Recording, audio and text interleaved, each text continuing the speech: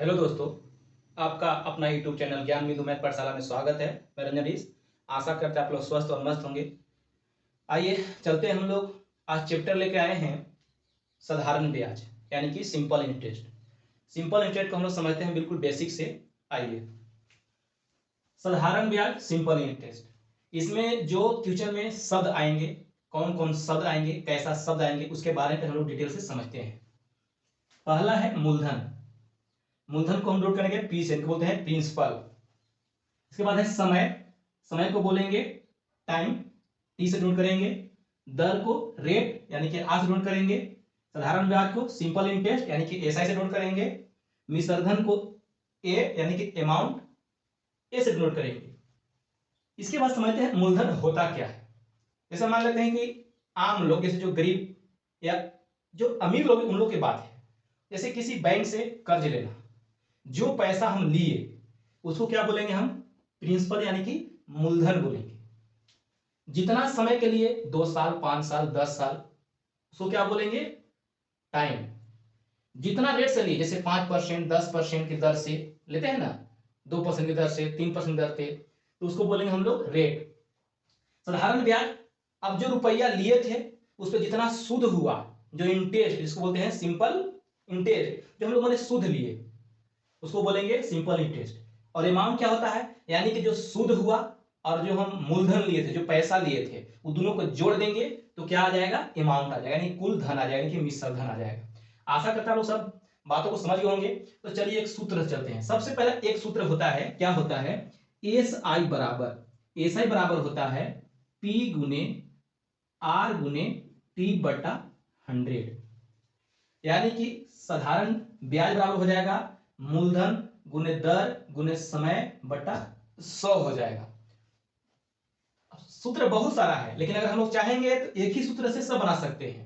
जैसे अब हम लोग बेसिक समझते हैं, बिल्कुल बेसिक से। जैसे किताब में सवाल कैसे दिया है, क्या पूछेगा, क्या निकालना है। जैसे ये तो एक सूत्र हो गया इंपॉर्टेंट, जो इस पर हम लोग कोई सवाल को बना सकते हैं। जैसे देखिए, अब हम लोग समझते हैं, जैसे अगर मेरे पास पी दिया रहेगा, ये जो साइन है दिया रहेगा सवाल में, ठीक है, आर भी दिया रहेगा और टी भी दिया रहेगा, तब निकालना पूछेगा एस आई बराबर क्या होगा।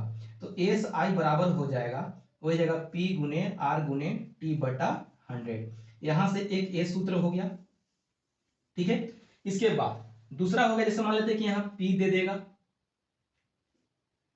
टी दे देगा, और यहां एस आई दे देगा, और यहां आर नहीं देगा, यहां कुछ देगा, दर नहीं देगा।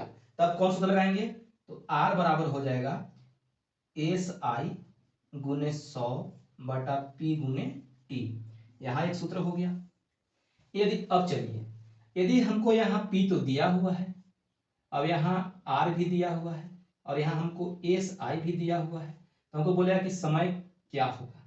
तो टी बराबर हो जाएगा एस आई गुने 100 बटा पी गुने आर। यहां से एक सूत्र हो गया। तो हम लोग सूत्र को अलग अलग ही बना सकते हैं। और देखिए, जैसे हम लोग के अगर यहाँ आर दिया रहेगा, एस आई दिया रहेगा, और हम लोग के समय भी दिया रहेगा, और हमको पी पूछेगा, तो पी बराबर क्या होगा?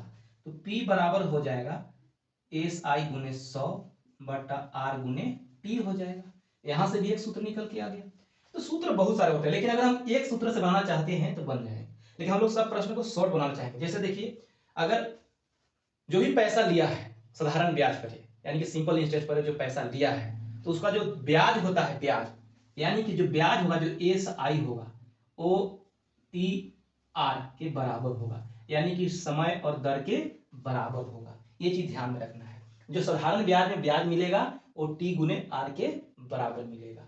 ब्याज की बात बोल रहे हैं, ठीक है। और यहां पर जो मूलधन होता है, यानी कि पी अपने आप में क्या होता है? 100 होता है, 100% होता है। पी अपने आप में कितना होगा? 100। तब जाके इसको हम लोग पी गुने आर टी लगा सकते हैं, यानी कि ऐसे बराबर का हो जाएगा टी गुने आर। आशा करता आप लोग समझ रहे होंगे। तो चलिए अब आते हैं हम लोग के क्वेश्चन की ओर। क्वेश्चन कैसे बनाना है आइए समझते हैं। चलिए देखिए, सवाल है 500 रुपया का 5% वार्षिक साधारण ब्याज की दर से 4 वर्ष का साधारण ब्याज क्या होगा। यानी कि अभी सूत्र आप लोग लिखवाए थे कि जो दिया उसको लिखना है। यानी कि पी बराबर कितना दिया है? 500 रुपया। आर बराबर दिया कितना है? 5%। और टी बराबर कितना दिया है 4 वर्ष। निकालना क्या है एएसआई बराबर क्या होगा। अब जैसे सब देख के बताया थे कि ये दिया है, ये दिया है, ये दिया है, इसके बराबर क्या होगा। अब एएसआई बराबर सूत्र क्या होता है, तो बताए थे पी गुने आर गुने टी बटा 100। चलिए इसको निकालेंगे तो हो जाएगा, पी का मान दिया है 500 और गुने आर का मान दिया है 5 और गुने टी का मान दिया है 4 बटा में 100। कट जाएगा 50 25 को कितना हो जाएगा 100। यही हो जाएगा आपका आंसर, ये हो जाएगा एएसआई। लेकिन ये हो गया फर्स्ट मेथड। हम लोग सेकेंड मेथड समझते हैं कैसे बनाना है। देखिए अभी बताए थे कि अपने आप में ब्याज कितना होता है, तो जो एएसआई होता है वो होता है टी गुने आर परसेंट। बताए थे कि एएसआई कितना होता है टी गुने आर परसेंट, और पी कितना होता है जी, तो अपने आप में 100% होता है। ये याद रखना है, ये जानते हैं हम लोग। अब इस बनाते हैं। चलिए तो यहाँ ब्याज कितना हो जाएगा, तो ब्याज हो जाएगा 4 गुने 5%, यानी कितना हो जाएगा 20% हो जाएगा। क्या हो जाएगा ब्याज 20%। अब करना क्या है ध्यान समझिएगा, पी अपने आप में 100% होता है, लेकिन पी दिया कितना है 500। जो दिया है वो दिया रहेगा। ये कितना का मान दिया है, तो 100% का मान दिया है। कितना का मान दिया है 100%। हमको निकालना कितना है 20%, तो इसमें 20% से हम लोग गुना कर देंगे। अब यहाँ काट देंगे तो देख लीजिए 2 जीरो से 2 जीरो, परसेंट से परसेंट कट लिया तो बच गया 5 गुने 20 कितना जाएगा 100 रुपया। आशा करते हैं आप लोग समझ गए होंगे। तो जब समझ गए होंगे तो इस क्वेश्चन को बना के दिखाना है किस दर से 800 रुपया का 10% ब्याज की दर से धन 880 रुपया हो जाएगा। तो इस क्वेश्चन को बनाकर कमेंट करें। वीडियो अच्छा लगे तो लाइक सब्सक्राइब शेयर जरूर करें। Thank you.